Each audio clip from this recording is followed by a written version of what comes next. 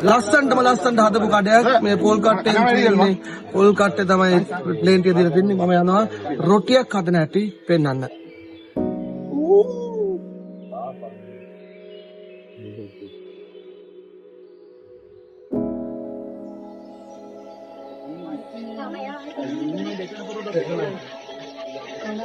කාවින්දියයි මේ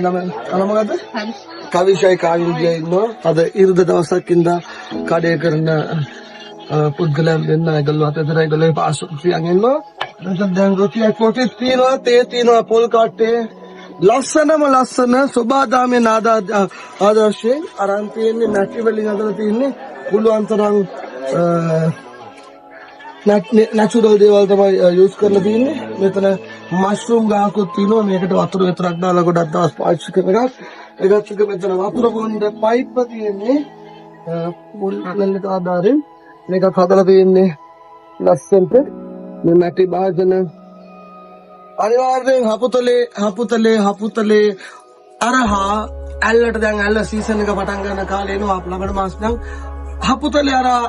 ඇල්ල ගිහිල්ලා ඇල්ලෙන් නාරුගම් යන කට්ටිය අනිවාර්යෙන් තේ බොණ්ඩයි ඔයගොල්ලෝට රොටියක් කණ්ඩායි මෙතන නවත්තන්න ඔයගොල්ලෝට හොඳ view එකක් තියෙනවා මම view එකක් පෙන්නන්නම් හොඳ කාලයක් ගත කරලා යන්න පුළුවන් තරක් තමයි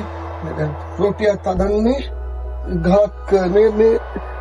ගලක ලීකොටයක් ආදාරේ මම ලිපත් පෙන්නන්නම් සෝබාදාමයන් ගත්ත දොර ලී ගලුවෙන් තමයි මේක හදලා තියෙන්නේ මේ ආටි ලී රත් වෙනවද අර මම දැක්කේ නෑ. පැටි රත් වෙන්නේ. ප්ලේන් ටික නියමයි. ප්ලේන් ටික කියලා අරන්න. අනිවාර්යෙන් ලබන මාසෙ ඉඳන් ඔක්තෝබර් වෙනකන්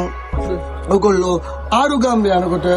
හපුතලේ අරන් හපුතලේ හවස් වෙනකොට මේකල කඩේ ඕපනින් ටයිම් ක්ලෝසින් ටයිම් එක මම අහලා දාන්නම්. යනවා නම් කෝල් එකක් දීලා යන්න නම්බරත් එක්කම දාන්නම්. ඔයාලට අහගන්න පුළුවන් අරලා දෙනවද කියලා නැත්නම් දැන් සීසන් එකේ බොහෝ දුරට පොඩ්ඩක් පරක් වෙනකන් අරලා තියේවි රෑ ගමන් වලට.